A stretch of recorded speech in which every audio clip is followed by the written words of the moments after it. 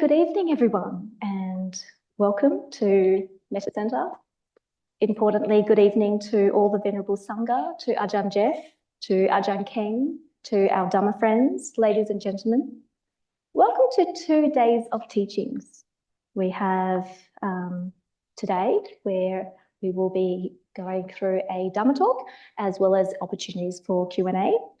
And I start first by paying respects to the Triple Gems, the Buddha, the Dhamma and the Sangha. And I pay my respects to the Venerable Sangha who are present here today. My name is Tina Ng and this is Elise Carr, and together we are your MCs for this evening. We are so privileged to be able to host Ajahn Geoff, and also he's known as Ajahn Ṭhānissaro at the Metta Centre. And like many of those in the audience tonight, my early days of learning about Buddhism included reading about Ajahn Geoff's writings and translations of the suttas on the website called Access to Insight. So it is with much gratitude and reverence to Ajahn Geoff, and with an intention to share Ajahn Geoff's teachings and to support that we invite Ajahn Geoff to teach over the course of the 2 days to those in person and also those who are joining us online. So I really hope that you make the most of these 2 days, and also to learn the most from Ajahn Geoff, to pay respects to the Venerable Sangha here, and also to deepen your practice tomorrow for a day of guided meditation. I would like to start with acknowledging the traditional custodians of this land on which we're gathering today, the Darug people, as well as the lands from which our friends are joining us online. I pay my respects to their elders past, present and emerging as we honour their deep connections to this land and the wisdom they impart. So before the juicy part, some housekeeping. So the bathroom is located out the door to the left of this auditorium, and your exits are out the same door. We invite you to check the stores outside when you have time, and we also invite you to please turn your phone on silent or turn your phone off or airplane mode. So we are most deeply honoured to have with us tonight a truly inspiring teacher in the world of Buddhism, Ajahn Geoff. Ajahn Geoff is well known for his large collections of writings and teachings of the Dhamma, and his translations of nearly 1,000 suttas. More than 1,000 suttas. My apologies, Ajahn. Making the wisdom of Buddhism accessible to a broad audience. He's a revered American Buddhist monk of the Thai forest tradition with over 47 years of monastic experience. Before becoming a monk, he graduated from Oberlin College in 1971 with a degree in European intellectual history and travelled to Thailand, where he studied meditation under Ajaan Fuang Jotiko, who was a student of the late Ajaan Lee. He was ordained in 1976 and has since dedicated his life to the practice and teaching of Buddhism. So Ajahn Geoff travelled to the hills of San Diego in 1991, where he helped Ajaan Suwat Suvaco establish the Metta Forest Monastery, the first Thai forest tradition monastery in America, and has served as an abbot since 1993. So we are most fortunate to have this rare and remarkable opportunity to hear and practice the Dhamma from one of the most respected monastics in the world today. So now we would like to invite Ajahn Geoff to guide us through a meditation. Then we have a dialogue with Tina. And then there will be an opportunity to ask questions later, but please write your questions on a piece of paper and pass it to one of our volunteers who will be walking around with paper and pen. There will be a volunteer. And for those who are online, please type your questions in the chat. And we may not get through all the questions today due to limited time, but we will also have more opportunities tomorrow. So let's welcome Ajahn Geoff for the guided meditation. Okay, close your eyes.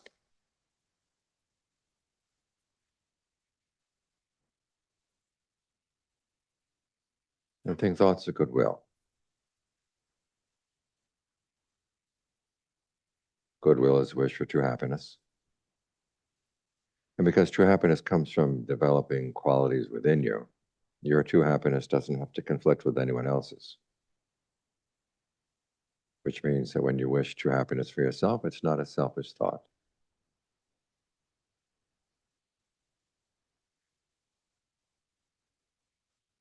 And you have to think for a minute, where does happiness come from? It comes from our actions, our skillful actions. So again, when you're wishing for your own true happiness, you're wishing, may I understand the causes for true happiness, how to be skillful, and be willing and able to act on those principles. Wish true happiness for others, it's the same sort of thing. If they've been behaving in unskillful ways, you're not saying, may you be happy doing whatever you're doing. It's more, may you see the error of your ways and be willing and able to change your ways. And this is a thought you can have without hypocrisy. You can't lie to yourself saying, I have goodwill for someone that I really despise. You basically have goodwill for them in hopes that they will become good people. So those thoughts in mind, start with thoughts of goodwill for yourself. Tell yourself, may I be truly happy.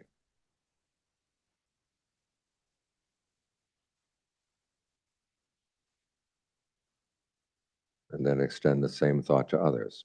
Start with people who are close to your heart, your family, your very close friends.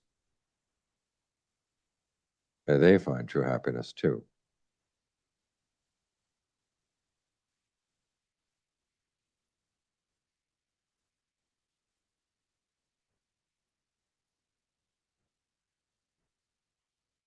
And then spread those thoughts out in ever widening circles to people you know well and like.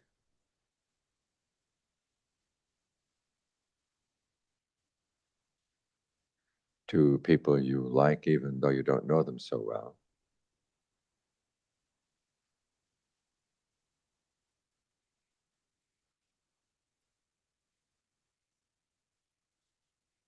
To people you're more neutral about.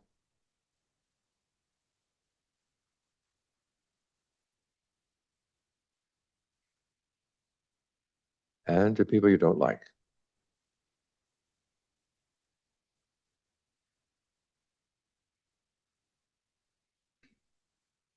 Remind yourself the world would be a much better place if everyone could find true happiness within.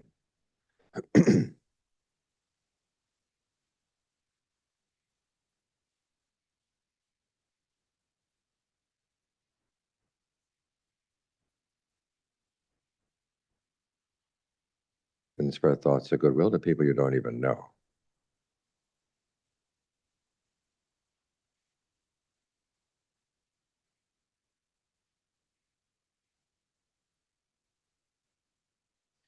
And not just people, living beings of all kinds.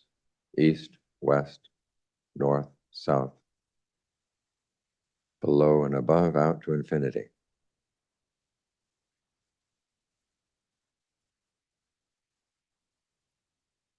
May we all find true happiness in our hearts.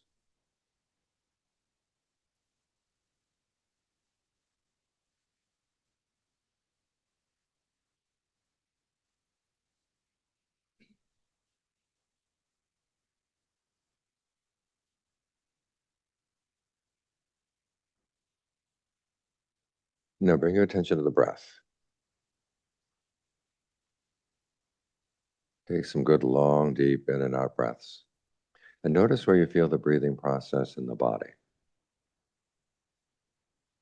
Because when we talk about breath, that's what we're talking about, not so much the air coming in and out through the nose, but the flow of energy in the body that allows the air to come in, go out.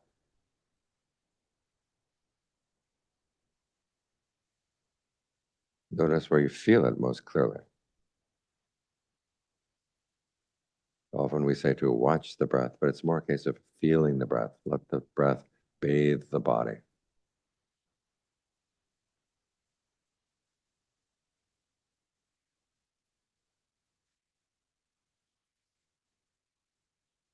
As you're aware of the long breathing, ask yourself if it's comfortable. If long breathing feels good, keep it up. If it doesn't, you can change. You can try shorter breathing, more shallow, heavier, lighter, faster, slower, or any combination of these. Experiment for a while to see what rhythm and texture feels best right now.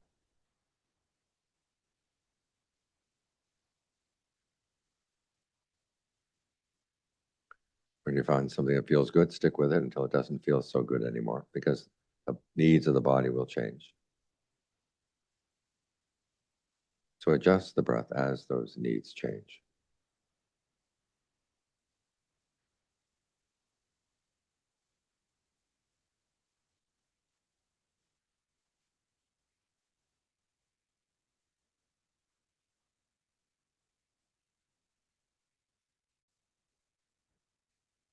If your mind wanders off, just drop whatever the thought is and you'll be back at the breath. If it happens 10 times, 100 times, just keep coming back 10 times, 100 times. Each time you come back, reward yourself with a breath that feels especially satisfying.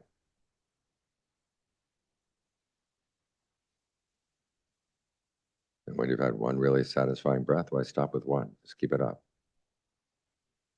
This way the mind will be more inclined to want to come back after it's wandered away.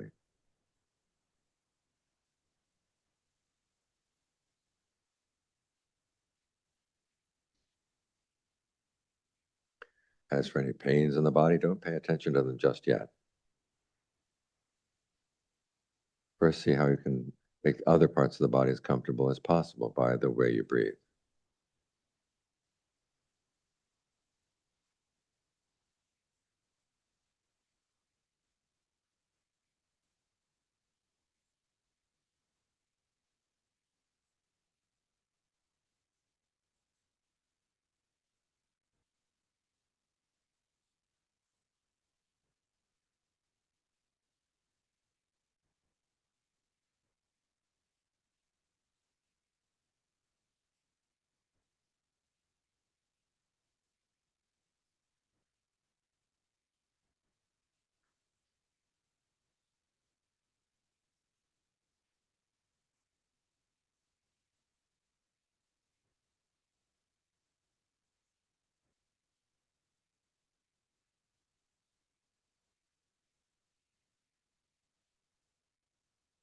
Now, you may notice that sometimes there's a tendency as the breath gets more comfortable that you drop the breath and you focus on the comfort, in which case you're going to lose the foundation of your meditation.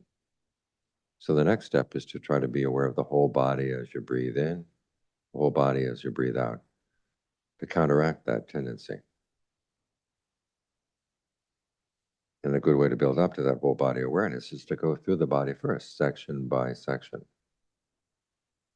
to familiarize yourself with how the breathing process feels in different parts of the body, because it can affect the entire nervous system.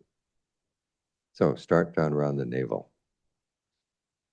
Locate that part of the body in your awareness. Watch it for a while as you breathe in and breathe out, and see what rhythm of breathing feels good there. And if you notice any tension or tightness in that part of the body, allow it to relax, so that no new tension builds up as you breathe in, and you don't hold on to any tension as you breathe out.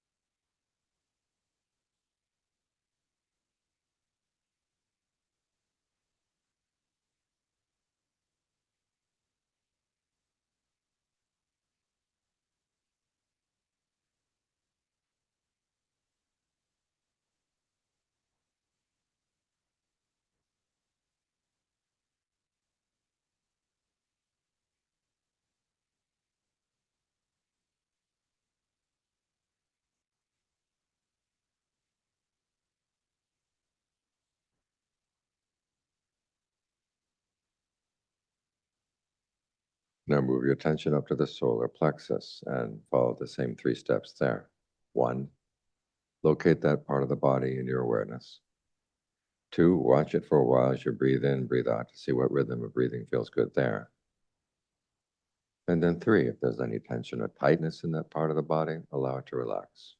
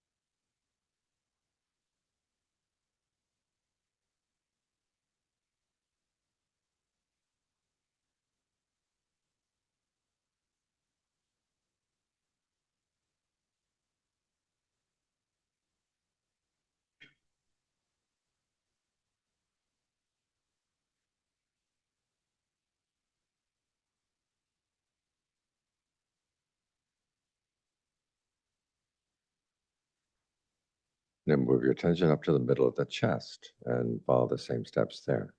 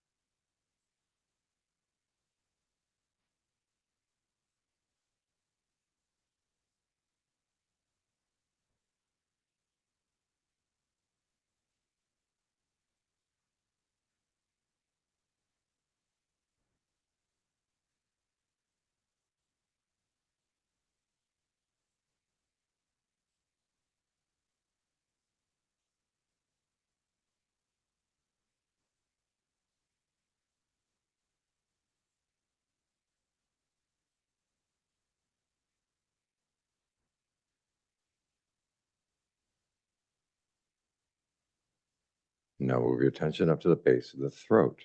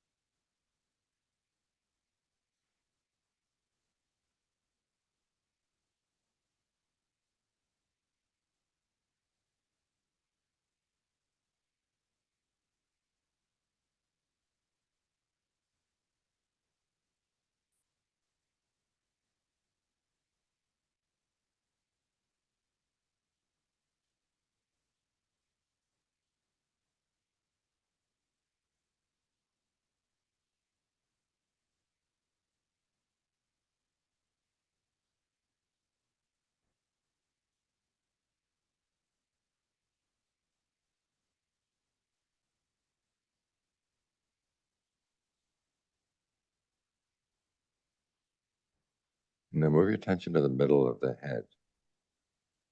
As you breathe in, think of the breath energy coming in not only through the nose, but also through the eyes and the ears. In from the back of the head, down from the top of the head, going deep into the brain. And as you breathe out, think of it radiating out from the head in all directions. Very gently working through any patterns of tension you may feel around the eyes, the forehead, back of the neck, the jaws. And gradually dissolving those patterns of tension away.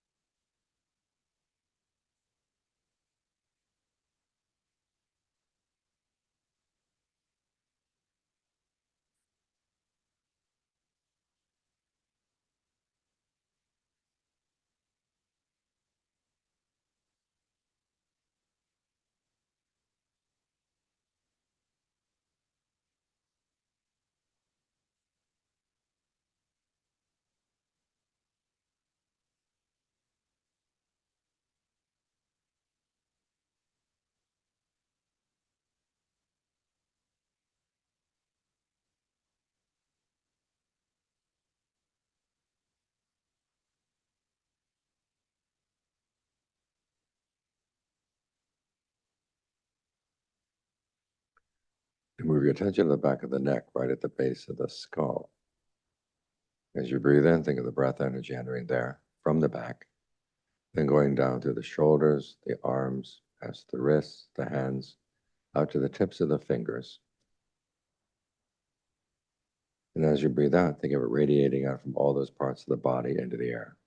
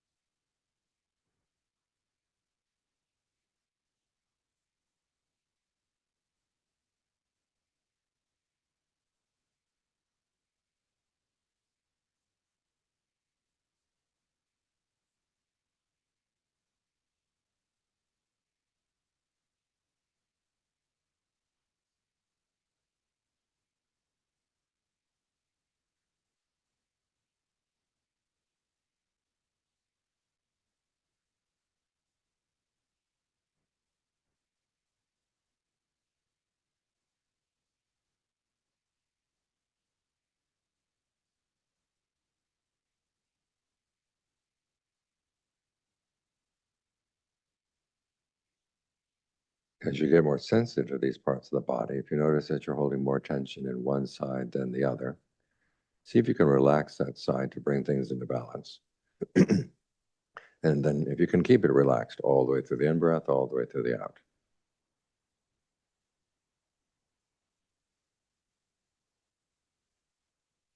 And also as more obvious patterns of tension begin to dissolve away, if you notice there are more subtle ones, allow those to dissolve away as well.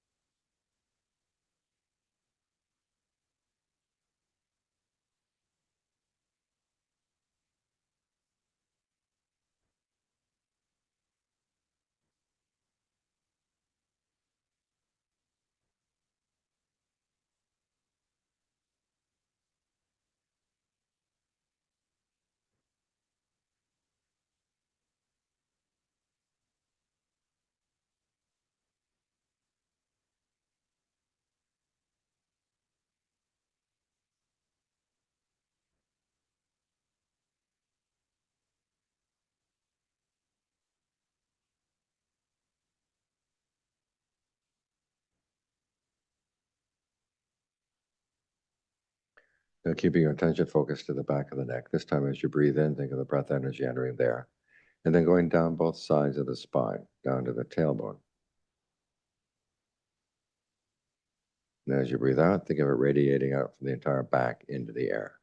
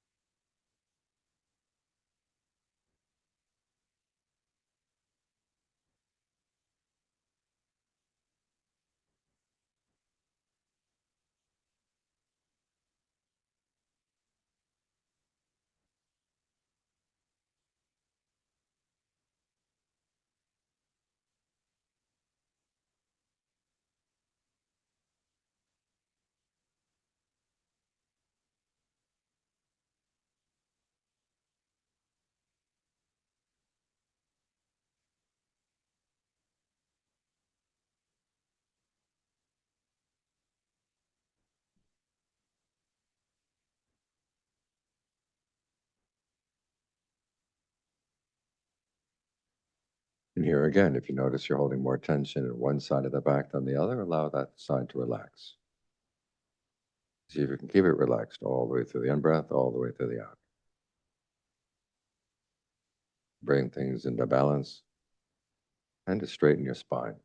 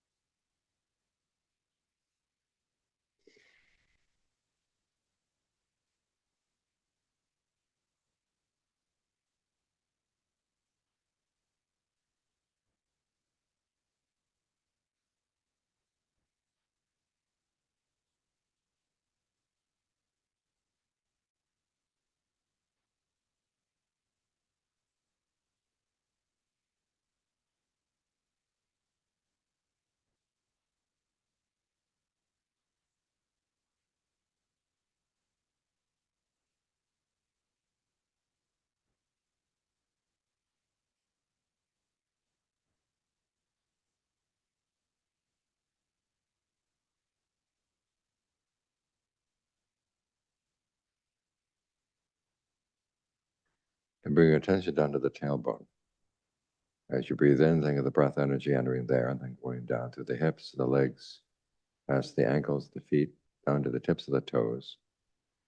And as you breathe out, think of it radiating out from all those parts of the body into the air.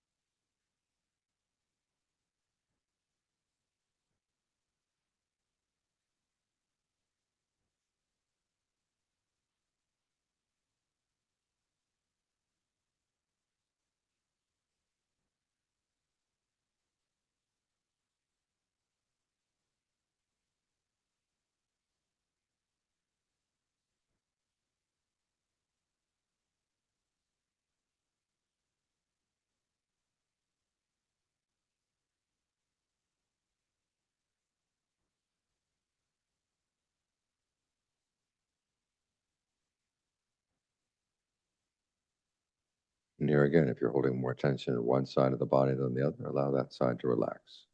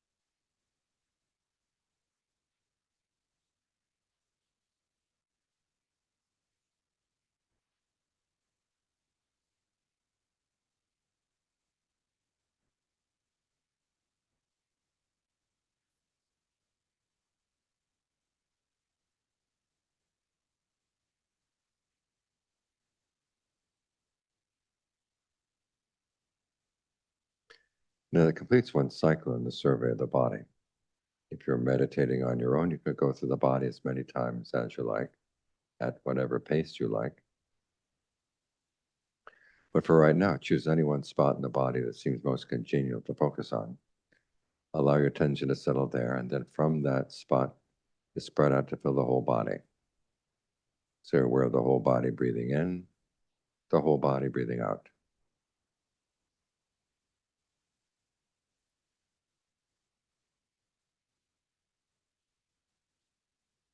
The range of your awareness may have a tendency to shrink, especially with the out-breath. So each time you breathe in, remind yourself, whole body breathing in. Each time you breathe out, whole body breathing out. And allow the breath to find whatever rhythm feels good. Your only responsibility right now is to try to maintain this sense of centered but broad awareness.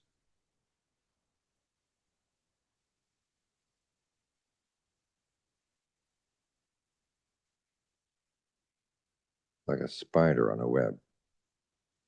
The spider is in one spot, but it's sensitive to the entire web.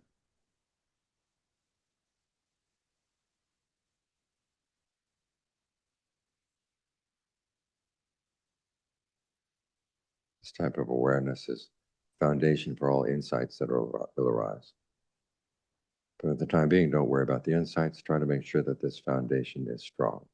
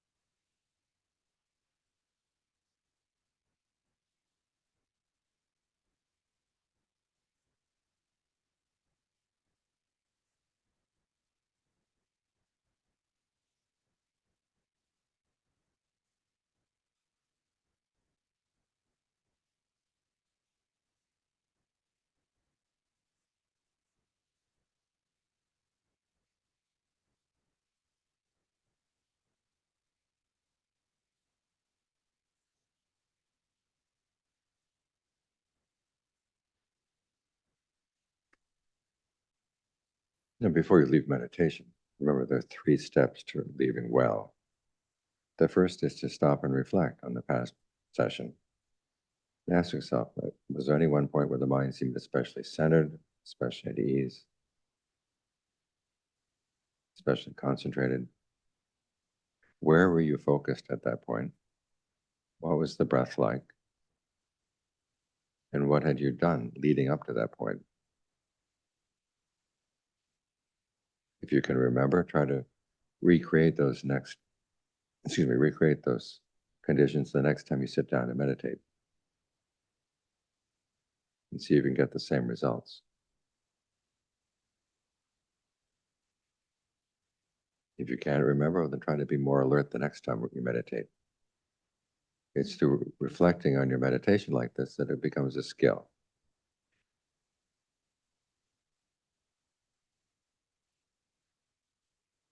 The second step is to think of whatever sense of peace or well-being you felt for the past session and dedicate it to others, either to be specific people you know are suffering right now, or to all living beings in all directions.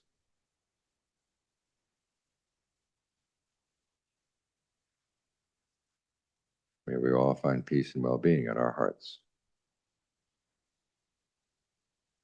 And try to let that be the attitude you bring out into the world from your meditation. And finally, remind yourself that even as you open your eyes and are more aware of your visual field, the breath energy is still there in the body. May be too much to be aware of when the breath is coming in and going out, but try to have a sense of how the breath energy feels as a whole. If it tenses up at any time, allow it to relax. In other words, you don't fully leave.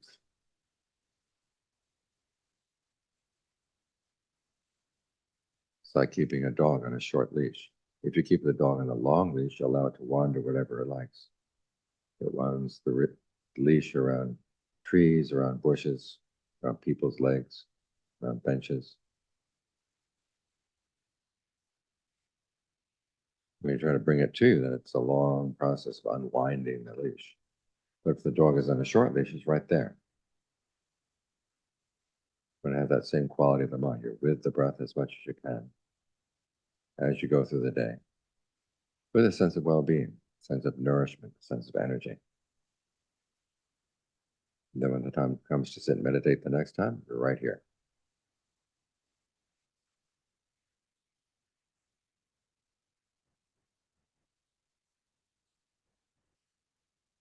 With that thought, you can open your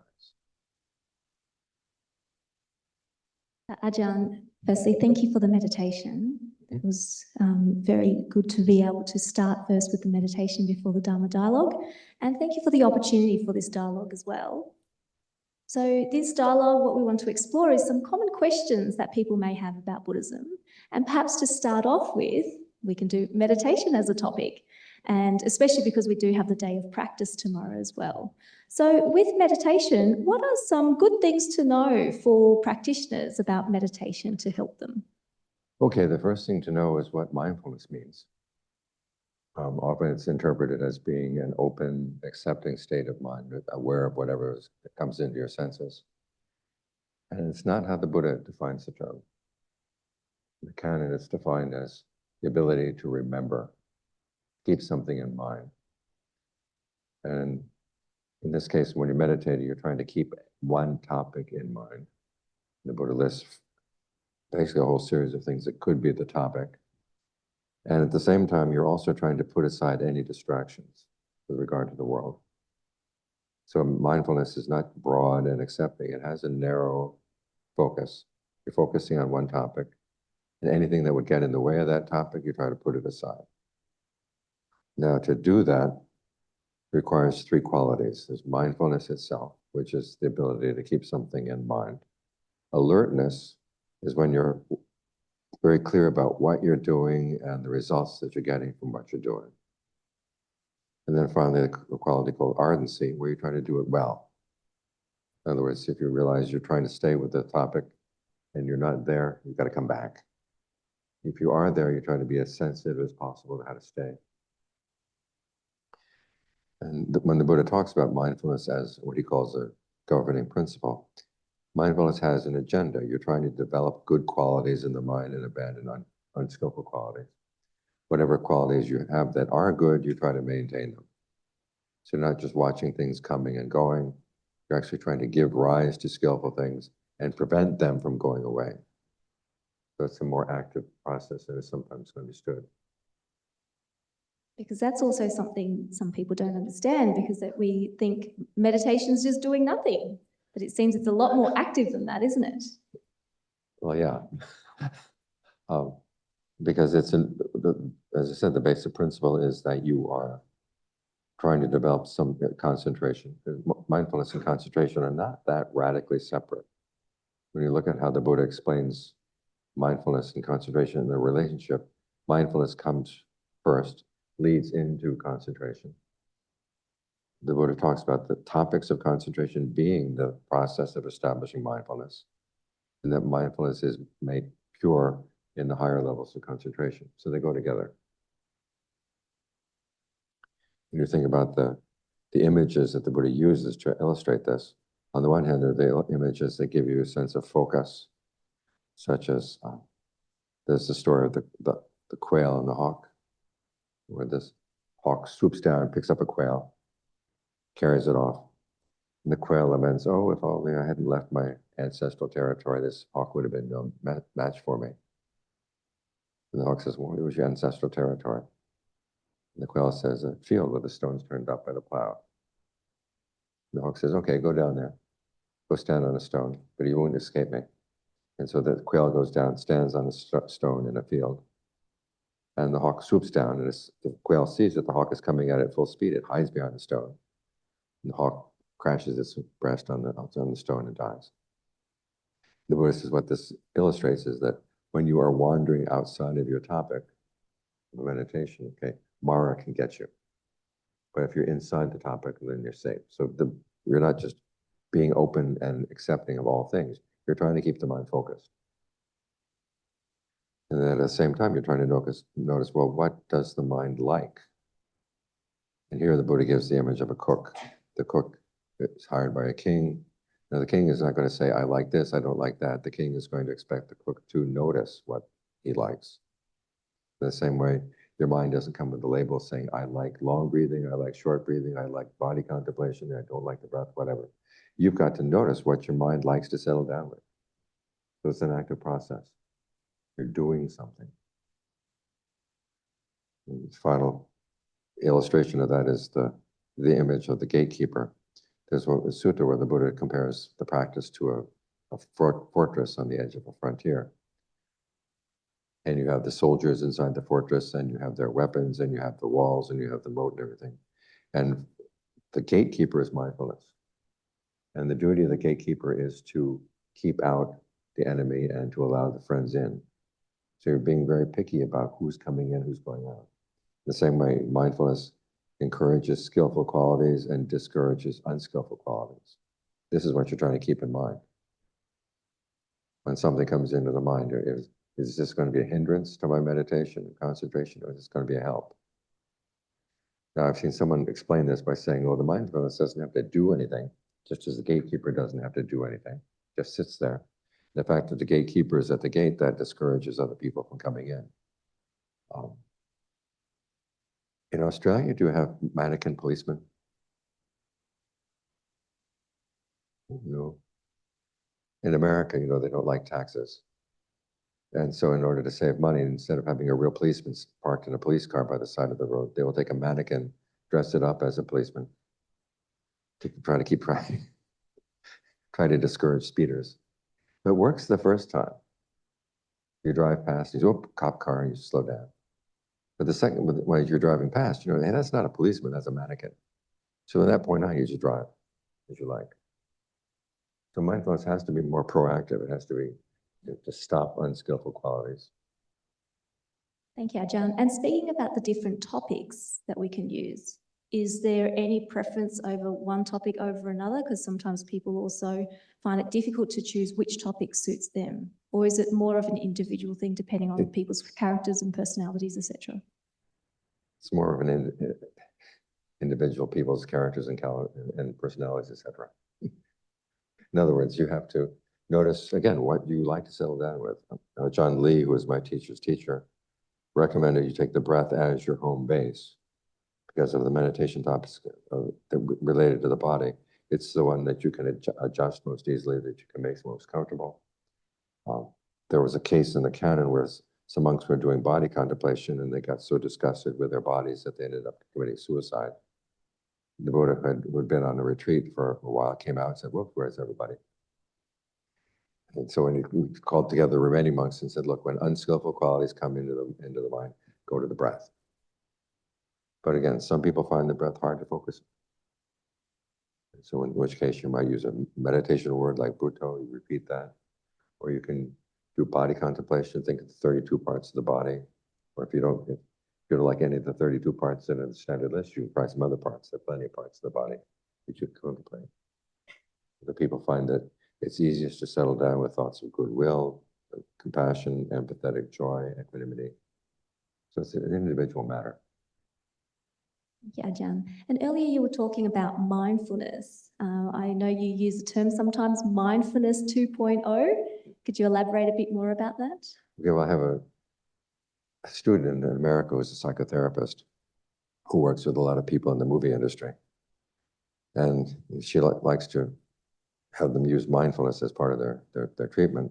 And many of them will say, well, I've sort of been there, done that.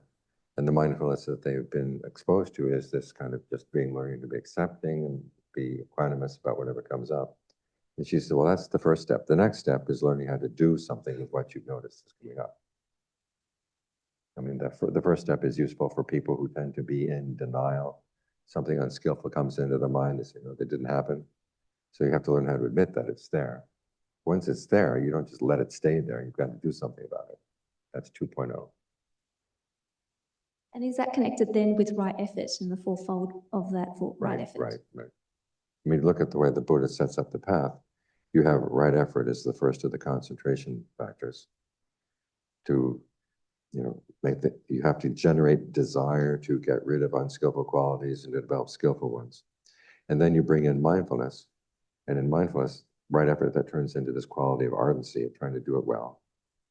And then you have the mindfulness and the right effort, and that gets brought into the practice of concentration as you're trying to keep the mind focused on one object with a sense of well-being. So all three of these factors come together. And Ajahn, you just talked about desire. One thing that comes up in a lot of the sessions is people thinking that in Buddhism, you are to have no desires. But it seems that there are some wholesome desires that can be cultivated. Oh my gosh, yes. I mean, think about the Buddha when he was looking for awakening. He wanted awakening. He didn't find it by not wanting it.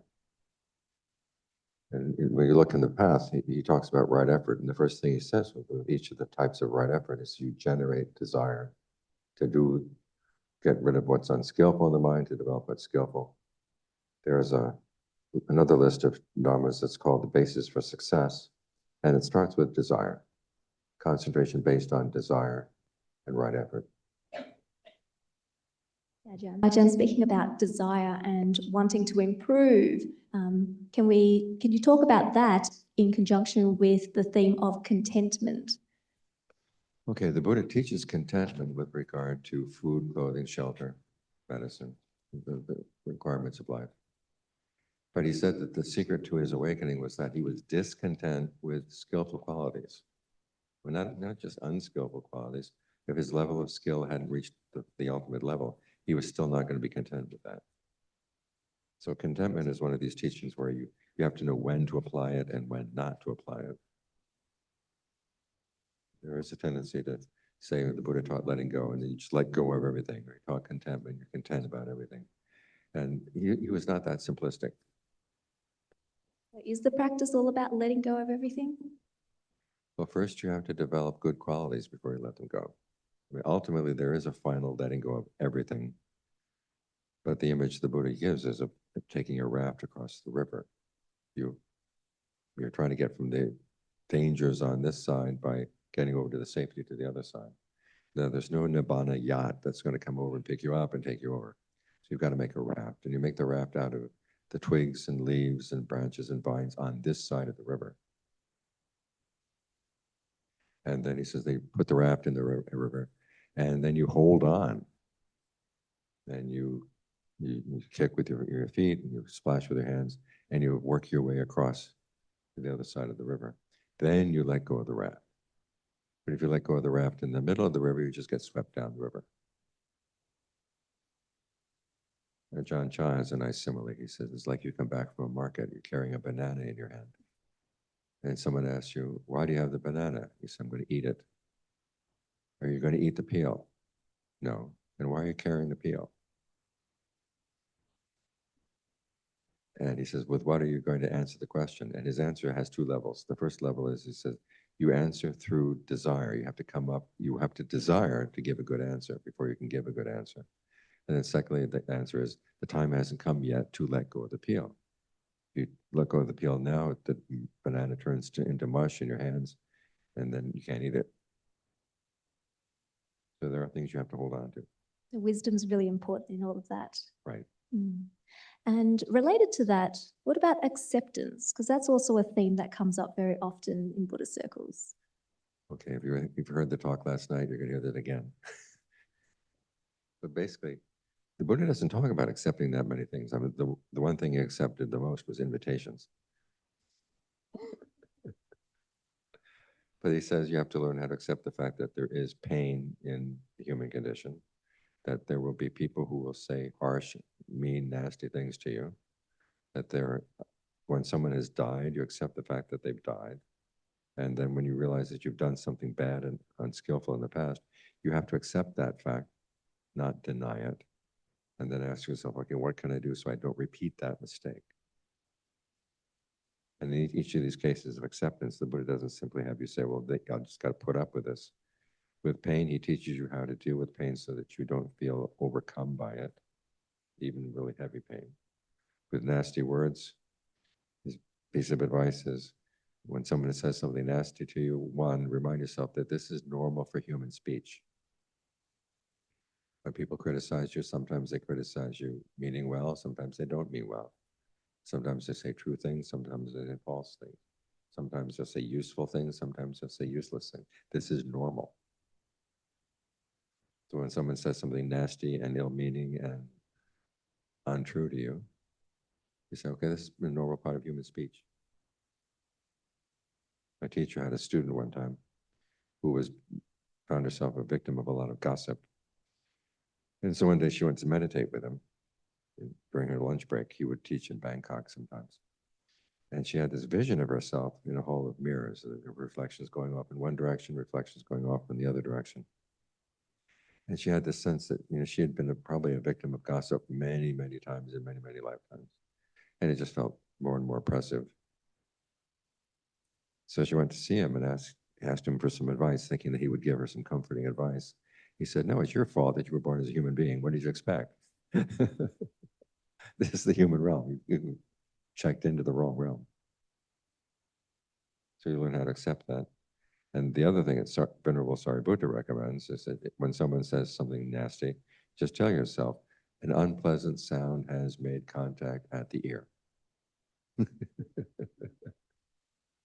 How many times have you thought that? You usually just pull it right in and stab yourself, And you have to remind yourself that the fact that it hurts so much right now is because I keep pulling it up, pulling it up, pulling it up. I don't have to. Those are some ways you deal with unpleasant thoughts. So with each of these things the Buddha has you accept, you don't just sit there and endure it. You have to do something about it so that your mind doesn't get overcome. But there are other things the Buddha says you don't accept. Something unskillful comes up in your mind, greed, aversion, delusion. You don't just sit there and let it stay. You've got to figure out, how can I get rid of this? How can I get past this? Thank you, Ajahn. And is equanimity related to this as well? Yeah, you have to be equanimous about some things, and other things you should not be equanimous about. And even in the areas where you are equanimous, there are different kinds of equanimity. There's the equanimity where you just tell yourself, I'm just not going to react to that. I'm just going to put up with it. But that can also get pretty depressed after a while. It's grudging equanimity. And then there's equanimity that comes when you can nourish yourself, say, with the practice of concentration or with the practice of insight. And there's a sense of well-being that you develop as a result. And then it's as if you're feeding yourself well. Someone comes and provides you with some bad food. You're not hungry. And because you're not hungry, you can be equanimous about the fact that the food is really bad because you're not trying to eat it. But so this means that that kind of equanimity is not grudging and it's not depressed. It comes from a sense of fullness and satisfaction.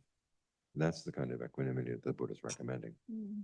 And Ajahn, sometimes we read about the instructions being to bear it with equanimity. So for example, if there's pain in the body, to sit through it, to push through it. What do you think about that? There was a time when Ajahn Chah was going through the monastery after a storm. And he noticed that one monk was sitting and meditating in his hut, and half the roof of the hut had been blown off. And so he asked him, why aren't you fixing the hut? And the monk said, I'm practicing equanimity. And Ajahn Chah says, that's the equanimity of a water buffalo. Fix the hut. And if you know Thai, that's a pretty heavy insult.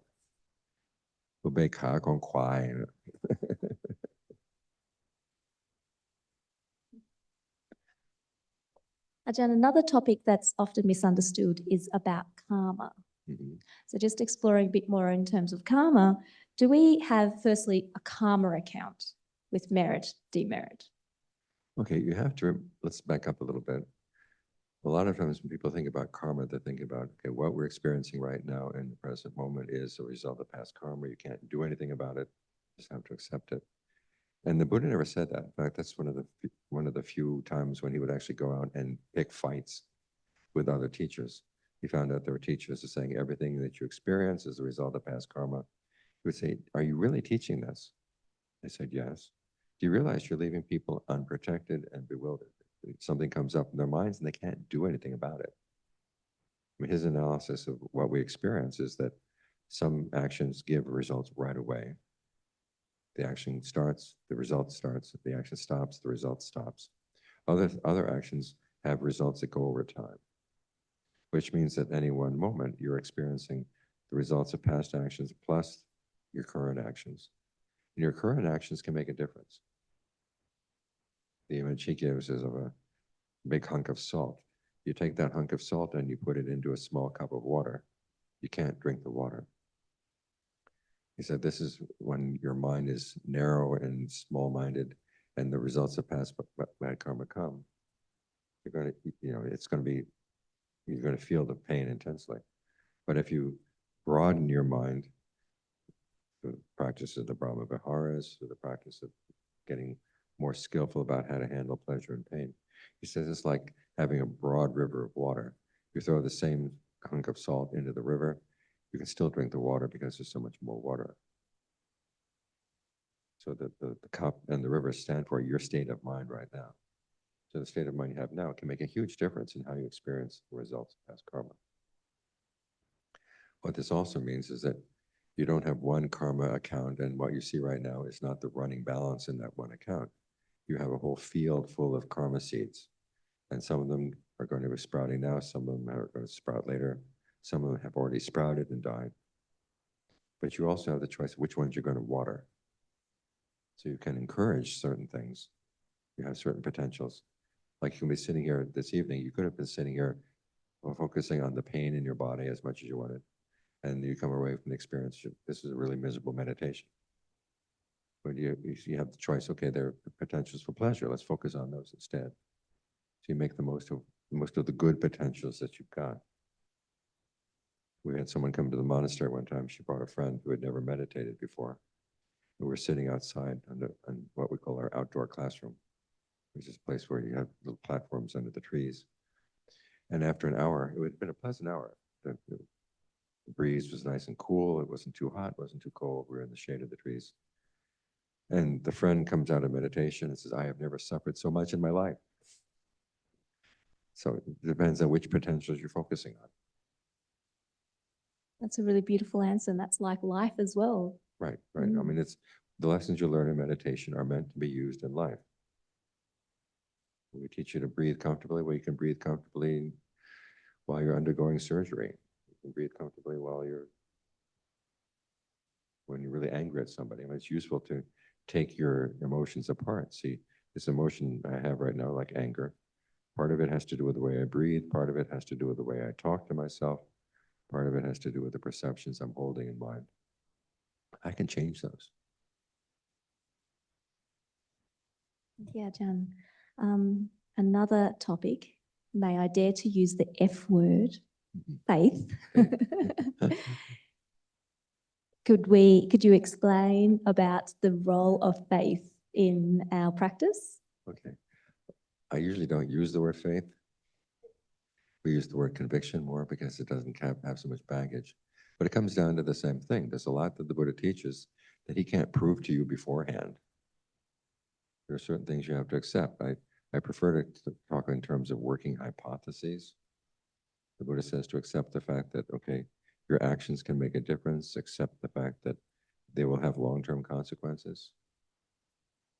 But also accept the fact that you can change your mind right now. I mean, these are things that the Buddha can't prove to you. He can't prove that things are not totally predetermined from the past.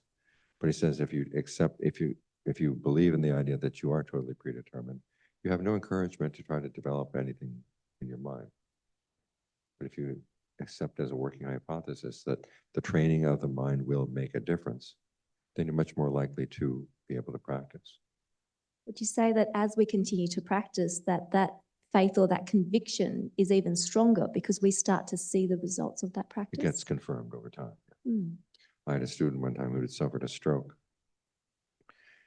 And it took her about a year or two to recover enough so she actually could go out into public. And so I was invited up to the Dharma Center where she studied, and I was asked to give a talk. So I asked her, what would you like to hear about in the talk? And this is in the Bay Area. I don't know if you know anything about America, but the Bay Area is the most secular Buddhist area of the country. And she said, I want to hear about faith. I said, the F word in American Buddhism. I said, okay, for your sake, I'll do it. So I gave her a talk that night, and I started out by asking people, okay, I want to show of hands. How many people in this room find that in every day, everywhere, your practice is getting better and better? No hands. And I said, okay, in that case, what do you do when you have these fallow periods and it's not getting better? What keeps you going? It's got to be faith that this is going to work. You stick with it. And she was drinking it in. But everyone else in the room had a lot of negative energy. I could feel it. And the questions that came afterwards were sign that, again, the people didn't like the topic. I thought, well, for her sake, I'll give her a talk on faith. But that's what it comes down to. It's a working hypothesis. Because there's so many things in life that we don't really know for sure. So you ask yourself, well, what would be the good things to believe that would encourage me to become more skillful, to become more compassionate, to become more kind, to become more discerning? And believing that your actions really do make a difference, that your mind is not just on the receiving end of, say, physical laws, but your mind is actually, as the Buddha said, the forerunner of all things. Take that as your working hypothesis. You're more inclined to want to train your mind. In Australia, do they have those clubs where people get together and say, assume that you have only 1 year left to live, how would you live your life? They don't have that? It's all over America. What is it, Ajahn? They get these people, a group of people get together and they say, okay, assume that you're going to die at the end of the year. What changes would you make in your life? And people find that it's good for sorting through, well, which things are really meaningful in their lives, which things are not meaningful in their lives. So I talked to a group of these people one time and I said, what would be a really interesting group is, suppose you actually believe in karma and rebirth. How would that change your behavior? And a year later, I talked to one of the members of that group. He said, when you said that, I really resisted it. So I looked into why do I resist that so much? He said, I realized I would have to become a better person. I said, that's the whole point. Well, one other thing that has come out especially for those who are interested in a more secular version of Buddhism, is about rebirth. So speaking of not knowing for sure and having some faith and conviction, is the belief in rebirth or an understanding or an openness to it, is that important to practice? It certainly helps a lot because it gives you a sense that your actions really do have consequences. And, you know, it's easy to see politicians who get away with horrible behavior and they die without any, you know, without lightning striking them or anything. And it's good to think, well, maybe the results are going to take longer than you think. And that gives you some encouragement to be more careful in what you do. I definitely encourage it. Is it necessary? It's not necessary when you start out, but you find that for you, the stamina and the persistence of your practice, you find that it's more and more useful to take on, as I said, as a working hypothesis. Thank you, Ajahn. And one other topic that often comes up in Buddhist circle, a lot of misunderstanding and confusion about it, is not self. Mm-hmm. Could you elaborate more about that? We'll be here all night. But I mean, the key thing to think about it in terms of not self is the question is, well, what question is the Buddha answering when he says not self? And there are many places in the canon where he says the question of, do you have a self? Do you not have a self? What am I? Do I exist? Do I not exist? Who am I? These questions, he said, should be put aside. They're not worth asking, which indicates that not self is not meant to answer those questions. And the questions it does answer is, why am I suffering? How can I stop? And you have to remember, if you look in the canon, this is where having the canon on a CD-ROM is useful. You can check and see what actually is there in the canon, and where can you find these terms.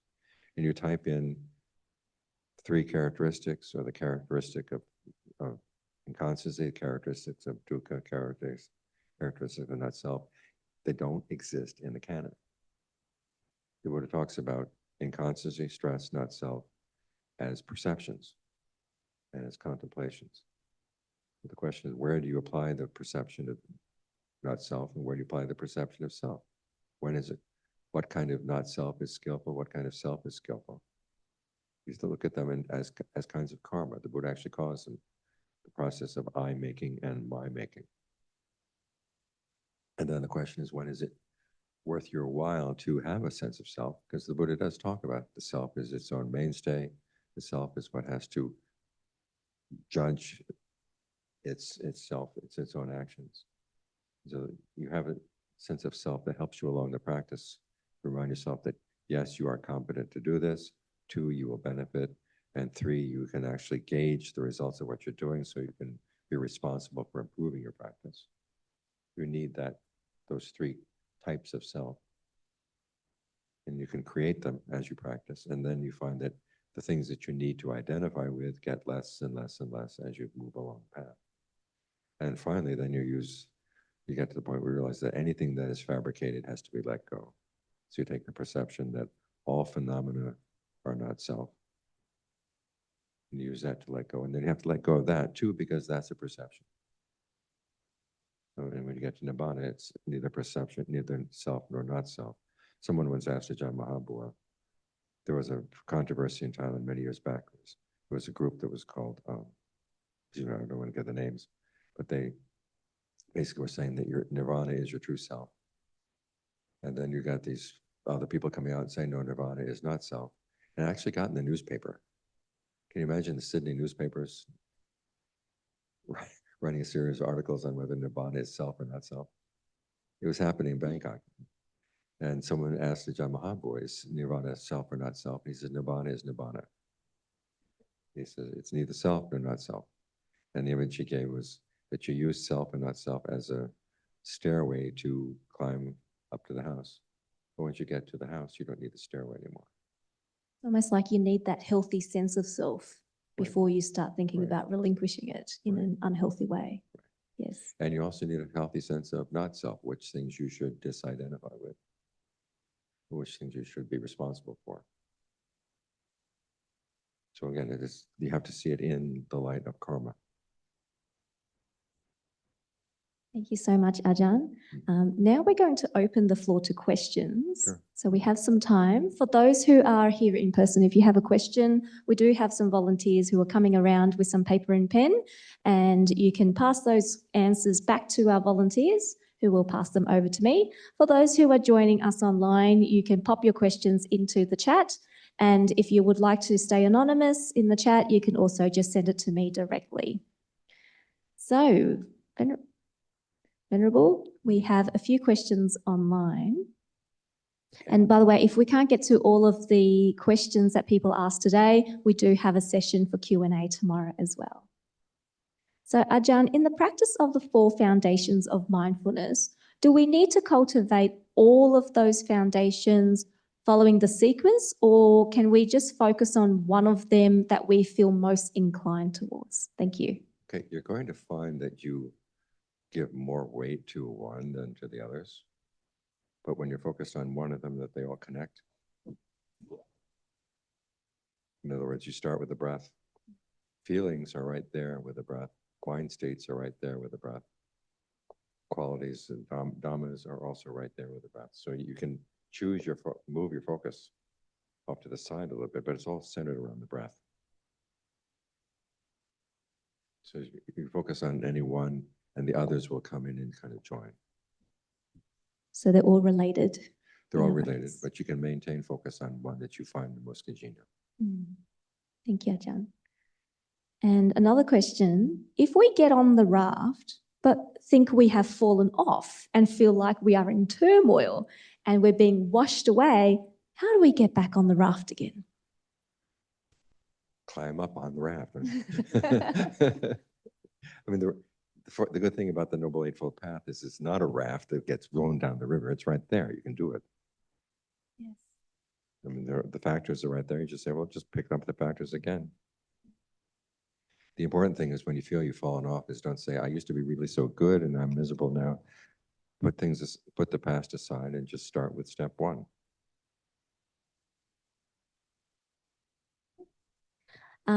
Another question. What do sankhara and vijnana of the aggregates mean on a practical level?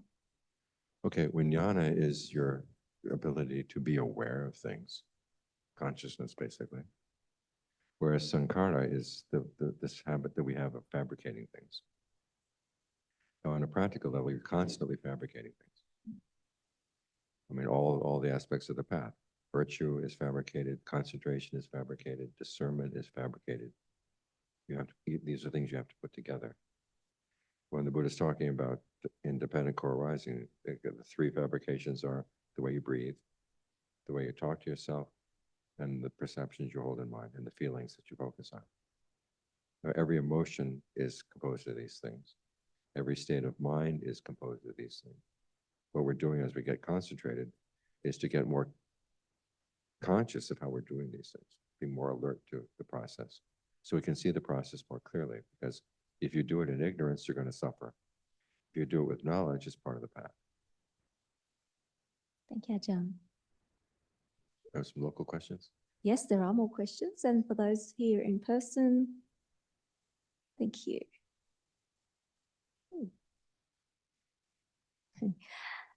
Ajahn, considering I've been asking questions today, what is the skill of asking questions? The skill of asking questions is knowing that there are 4 types of questions. Once you've taken on the path, there are the questions that deserve what's called a categorical answer that's true across the board for everybody, in all cases. There are the questions that deserve an analytical answer, which you basically have to redefine the questions, say, how does it apply to which particular situation? An example would be, someone once asked the Buddha, are all ascetic practices good or are all ascetic practices bad? He said, you can't say they're all good or they're all bad. Some are good for some people, others are bad for other people. So you have to learn how to discern basically when and why and where. There's a story about Ajaan Lee, student of Ajahn Chah, was invited to give a talk one time at a university. And they asked him what the topic of the talk was going to be. And he said, well, it depends. And so he arrived at the university the night of the talk, And there on the board was, tonight Ajaan Lee will talk on the topic of it depends. That. And so much of Buddhism is that, it depends. So that's an analytical question. And then the questions where the Buddha says you have to use some cross-questioning, where you actually have to question the questioner. Why did you ask this question? What do you understand about the way you phrase the question? Or sometimes the Buddha is going to be giving an answer that he's afraid that the questioner will not understand. So he has to think up of some aspect of that person's life that is similar to what he's talking about and question them about that. And then say, well, this is similar to what I want to say about the topic. There was a prince one time who asked the Buddha, he asked him several things, but he asked him, what, do you think ahead of time about how you're going to answer? If somebody asks this question, how are you going to answer it? How, somebody asks that question, how are you going to answer it? And so the Buddha asked him in turn, he says, well, you're known for your knowledge of chariots. It's like somebody who knows cars. And do you sit around asking yourself, someone asked me about the carburetor or someone asked me about the pistons, this is how I'm going to answer? And he said, no, I know these things really well. So when a question comes, I automatically can answer. And the Buddha says, well, in the same way, I know the Dharma so well, I don't have to think ahead of time about how to answer questions. The answer comes. That's the third type of question. The fourth type of question is the question that's totally irrelevant to that question of putting an end to suffering. And the Buddha would put it aside. Because sometimes it's so irrelevant that trying to answer it would actually get in the way of putting it into suffering. I like the question, is there a self? Is there no self? He said, don't bother. Some questions just shouldn't be asked. Can't answer. Yeah, or if they are asked, you just say, put it aside and we'll talk about something that's more useful. Thank you, Ajahn. So another question. So how do you bring Dharma to a more skeptical audience, for example, in the Bay Area from your earlier story? What do you start with first? Start with where they are. I mean, if they're interested in meditation, you start with meditation. And again, talk in terms of working hypotheses. I mean, people can understand that kind of language.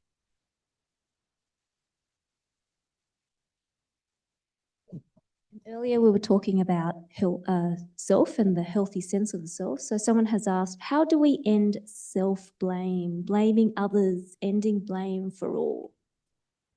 Okay, we have to recognize, okay, there are actions that are skillful and unskillful. And some people, people are responsible for their actions, but the question is, what good does blame do?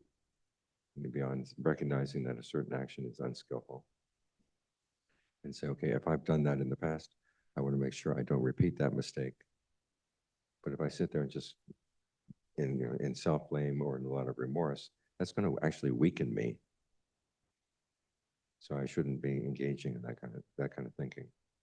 Because sometimes we think if I blame myself enough, it's like the dog. If the dog has peed on the carpet, and you come home and it lies on its back and says, if I look really guilty, he's not going to do anything.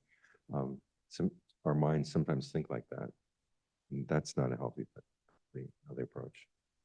As for blaming others, okay, so you recognize the fact that people have done unskillful things, but you recognize you haven't been totally pure in your actions either. And perhaps related to that, the next question, forgiveness is very hard to do. It's easier to say than to do it. How do we forgive others when it is really hard to do so?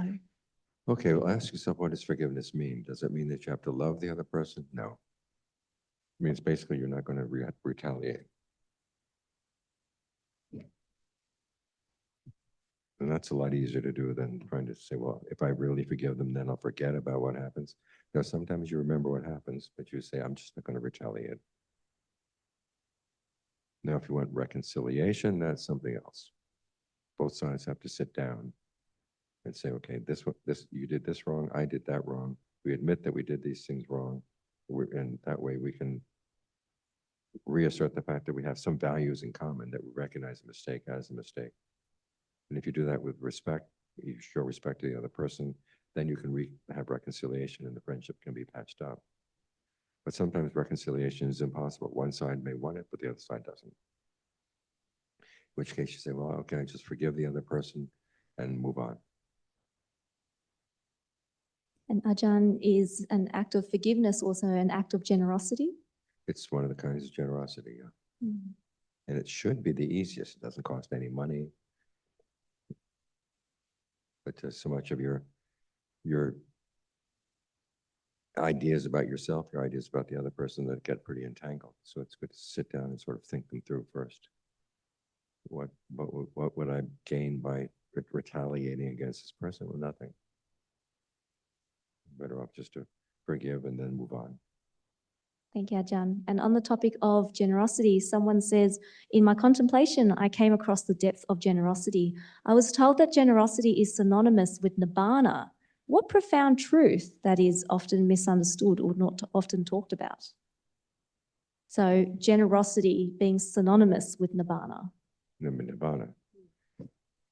The connection is that you, with nibbana, you have to give up everything. And so you get practice in giving up little things first.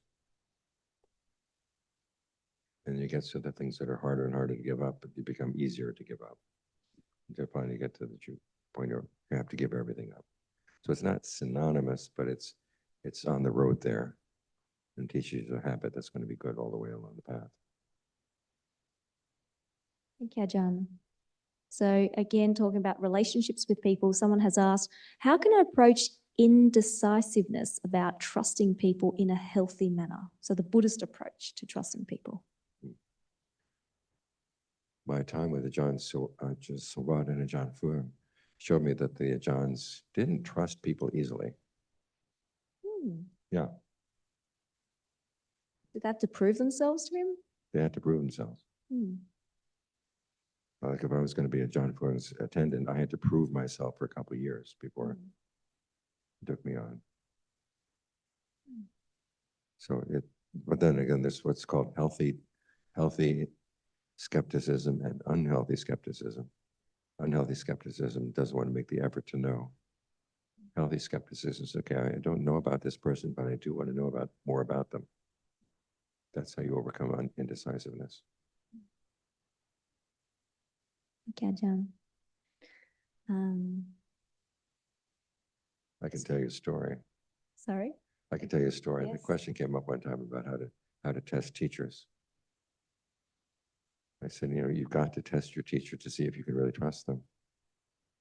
And this one woman in the audience said, what am I supposed to do? Try to seduce him? And I said, no. There's a lot more subtle ways of testing people.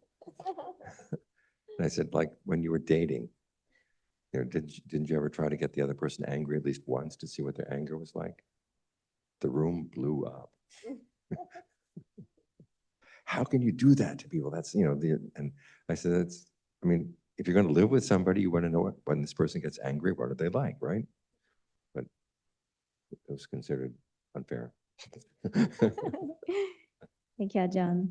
Just some questions about meditation mindfulness. So this question is, how about secular Buddhism practicing mindfulness without sila? Could you comment about that? So practicing mindfulness without sila. Oh, without sila. Anything without sila is not really good. Yes. So an important part of mindfulness is that you realize that my actions have consequences. And there are two ways of testing that. One is to say, well, I'm just going to try all kinds of actions and see what the results are. The other one is saying, I don't want to have to reinvent the Dharma wheel every time I do. The Buddha says these things are unskillful. Let me avoid them for a while and see what the results are. Thank you, Ajahn. Another question about mindfulness. In the practice of mindfulness of breathing, is awareness of one small point, like the tip of the upper lip, and awareness of the whole body, both valid modes of practice? And if so, how and when do we apply these two modes? Okay, there are times when you would just want to focus on one little point because your mind is so tired and it needs to rest. Because full body awareness takes some energy. And so there will be times when you want to just focus on one point because The mind really, really, really needs to rest. But in terms of developing a concentration that allows for things to arise in the mind and not shake the foundation of your concentration, you need the full body awareness. The Buddha never says to focus on any one part of the body. His concentration instructions are always, you develop a sense of rapture, you develop a sense of pleasure, and you let them spread through the whole body. But there are times when just having one point, or just one, it doesn't have to be the tip of the nose, just any one point that you find is your natural settling down place, and you need to settle down, you focus there. Thank you, Ajahn. Another practice question. How do you find the right balance between putting yourself in the right conditions, such as seclusion for your practice, without outright avoiding what makes you uncomfortable, such as certain people, climatic conditions, etc.? It's like practicing a musical instrument. You don't practice in a concert hall. You practice in a quiet room by yourself. So you're not worried about the audience. And then as you get more confident in your playing, then you can start playing for other people. Now, there are times when you can't really wait until you have the ideal circumstances. I mean, if you wait for the ideal circumstances, you're going to die first. So you say, okay, this is what I have right now. How can I avoid things that are really, really, really difficult? And then focus on developing some strength so that I can deal with situations that are more and more challenging. And related to that, in Ajahn Chah's biography, it says you need supreme self-discipline to succeed on the path. What does this mean in practical terms?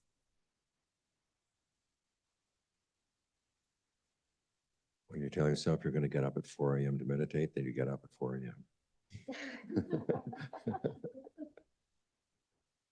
Keep it simple. Great. Because I guess if you're thinking about supreme self-discipline, that's a little bit too much at 4 a.m. You think about, okay, how can I get up and not argue with myself that I need more sleep? Thank you, Ajahn. Someone else has said, I know there are some do's and don'ts for monks to follow or refrain from talking about them. I'd like to know your insight or awakening experiences that reaffirm this pathless path. Pathless path? I'd like to know your insight or awakening experiences that reaffirms the path, let's say. Okay, monks can't talk about their own experiences. But Maybe some general people. It makes them general. Okay. Basically, what awakening means is that you awaken that there is a deathless element that is outside of space and time that can be experienced. Sorry. And you get there through your discernment by taking apart your attachments. That's what affirms things. Prior to that, your conviction is still not solid. Speaking of conviction, another question. Dear Ajahn, earlier you mentioned that you prefer to use the word conviction instead of faith as it has less baggage. Could you explain the baggage you're referring to with regards to the F word? Anyone who's been through Christianity would understand. I was visiting Ajahn Ṭhānissaro one time in his monastery in California, and their neighbors are Ukrainian Christians. And so he said one day, let's go up and look at the Ukrainian Christians. And like going to the zoo. And so we go over, and they're in the midst of one of their services, and they were repeating the Jesus prayer. Jesus Christ, Lord, have mercy on me, a miserable sinner. Lord Jesus Christ, have mercy on me, a miserable sinner. Repeating over and over and over again. And as we leave, Ajahn Ṭhānissaro turned to me and said, isn't their faith inspiring? I said, I was climbing the walls. I know, because you've been asked to believe a lot of things that I think were unhealthy. And sometimes faith is said to be a virtue. The more that you believe in things that are unreasonable, the more virtuous your faith. And that's the baggage. Thank you, Ajahn. And maybe related to that, someone has asked, as a practicing Muslim, God, Swat, is the holder of power and is all-powerful. I was just wondering what the relationship is between Buddha and Buddhist followers. Do the followers hold the power in their mind, or does the abstract concept of power come from Buddha or within themselves? Okay, we have the power to make decisions. And the Buddha affirms this the first verse in the Dhammapada, which is that the mind is the forerunner of all experiences. So it's through the mind that we experience things. It's through the proactive quality of the mind. And we have to learn how to develop that. And we develop that through our desire not to suffer. And the Buddha is our, he's the person who's shown the way, basically, and left the teachings behind. So, how important is it for someone to understand the content of the suttas in the Pali canon? So most people concentrate on meditation, for example, but the Buddha, of course, taught Sila, Samadhi, and Panya. So I believe the Panya comes from the Pali canon? Well, basically having some right view about virtue, concentration, discernment is certainly necessary. But you don't need, I was making noises about having translated more than 1,000 sutras. You don't have to read all 1,000. Read enough to get a sense of what's being expected of you, what challenges you're going to have, what things to watch out for. In my own case, reading the canon was also supplemented by reading some of the Ajahns of Thailand. And I found in my practice, there were periods I didn't want to read at all. I was just focusing just on the practice. And then you get to a point where there's something you don't understand and you need advice. You either go to a person or you go to a book. You try to get some advice. And then when you get something that makes sense and it speaks to your problem, then you continue practicing. You don't have to read for a while. So it goes back and forth like that. Seems like intuition's also really Right, important to that. right. And related to that, we have a question about intuition. So why does Buddhist practice encompass things that go against our intuition? You just mentioned about supreme self-discipline, which Ajahn Chah believes is required. The example was sticking to meditation at 4 a.m., but wouldn't it be wiser to stay asleep if your body is still tired so that you later can overcome, so that later you aren't overcome by sloth and torpor? Okay, if you find that you need that extra sleep to be overcome, not to be overcome by sloth and torpor, that would be wise. But sometimes it's good to test yourself.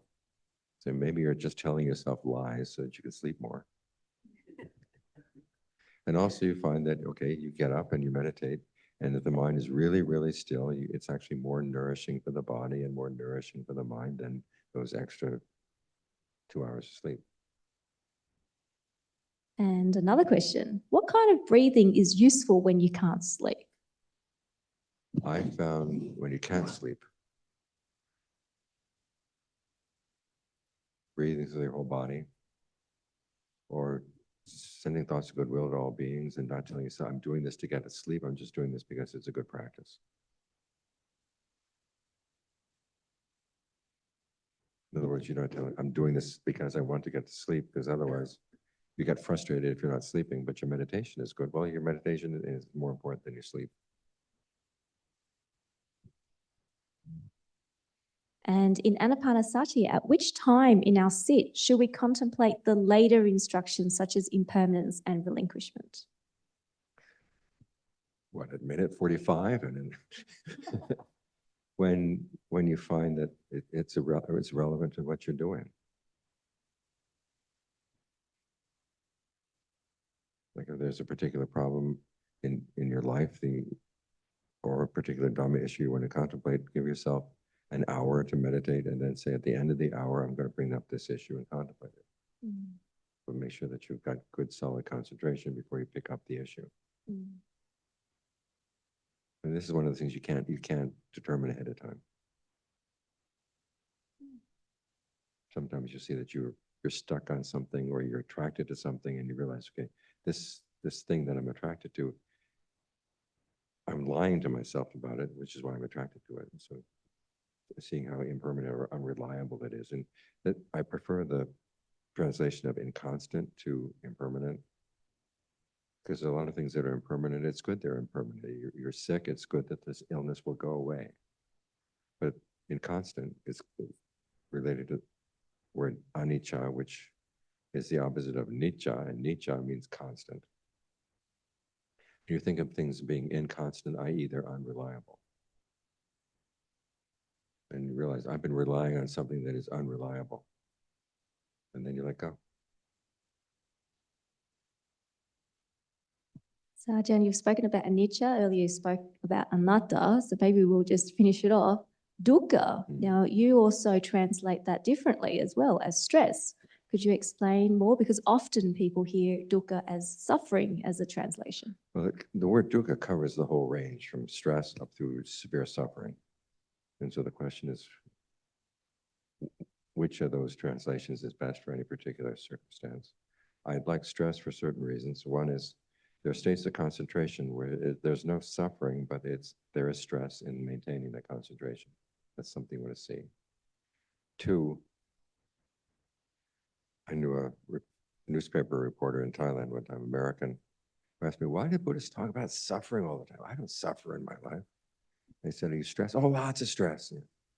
Said, that's what we're talking about. And then finally, it's hard to sing a song about stress.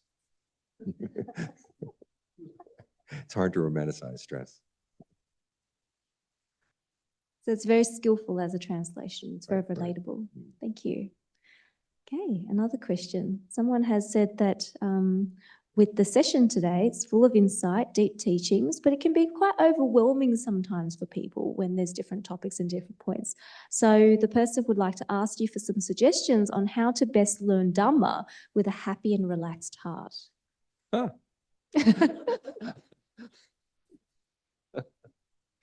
Sometimes when you're suffering severely, that's when you learn the most Dharma. Okay, I mean, when you're sitting and meditating, listening to a Dharma talk, the Kuba Ajahns will always say, don't listen to the talk, focus on your meditation. If something is relevant to what you're doing, it will come in on its own. And if it's not relevant to what you're doing, then it's a distraction. So when you're listening to the Dharma, don't worry that I'm gonna miss all these points. If they're genuine Dharma, you'll hear them again.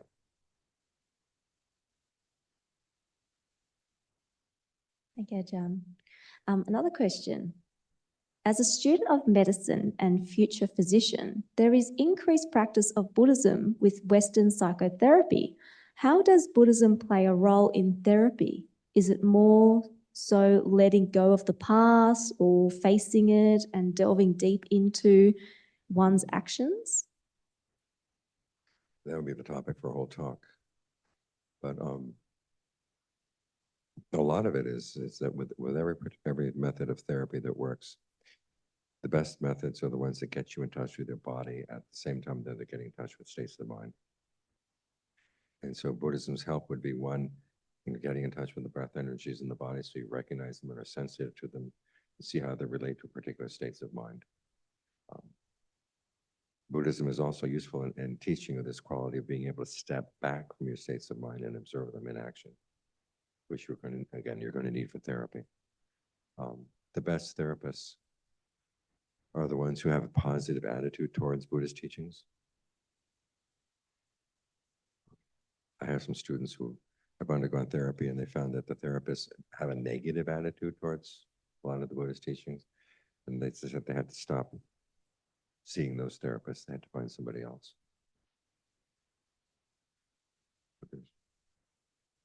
Trying to think what else. I mean, it's not the case that you have to face down every negative state of your mind. There's some states of mind you say, I'm not ready for this one yet. I have to put it aside. And another aspect of this question was, is Buddhism really just about letting go of the past or facing the past or delving deeper into one's actions? It's more delving deeper into your actions, not just with the past, but also the present. Because whatever happened in the past, the issue is you have these old habits. Why are you bringing that habit up now? What purpose does it seem to serve right now? Because it's like we have this whole stable of selves and strategies and lessons we've learned from the past. And we tend to pick up one or another at any one particular time, sometimes some very unskillful ones. And you have to ask yourself, well, why right now did I pick up that unskillful habit? Because for us, the past is not just starting in the womb, it goes way, way back. And as the Buddha said, if you try to track down the beginning point for anything in the mind, you can't find it. So what you do is you look for, well, what's sustaining it right now? What attitudes are sustaining this particular way of approaching a problem that's really not in my best interest? Great advice. Thank you, Ajahn. Someone has said, Ajahn, I choose love above Dhamma, as I see all the parami is inside love. How could I navigate this choice so I can come closer to the truth rather than delusion? Ooh. How many people have you loved? Yeah. And how many times has it worked out?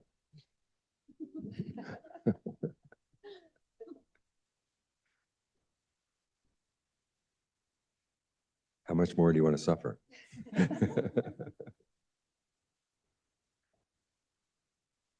You know the famous story about Nesrosin eating the peppers. He's eating a whole bushel of peppers, and people are asking him, why are you eating the peppers? He's crying. He says, I'm trying to find the sweet one.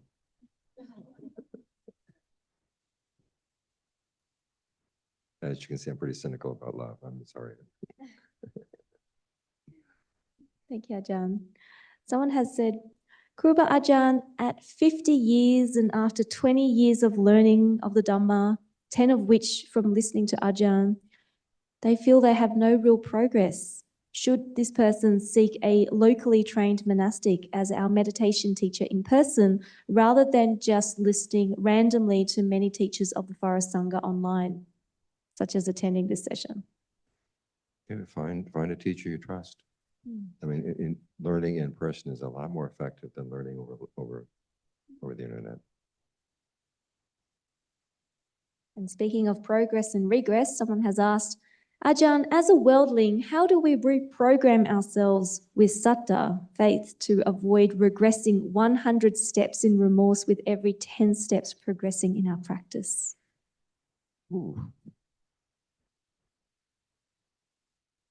Go out and feed an animal, do something nice, and give yourself some encouragement from the goodness that you have inside you, so that the remorse doesn't become overwhelming. Make a practice of generosity, basically. Thank you. Someone has asked, my co-worker mentioned that the chakra are open around 4 a.m., which is why retreats start at that time of the day. Can you talk a little bit about that? Is that because of that? I don't know. If it works, it works. I don't know.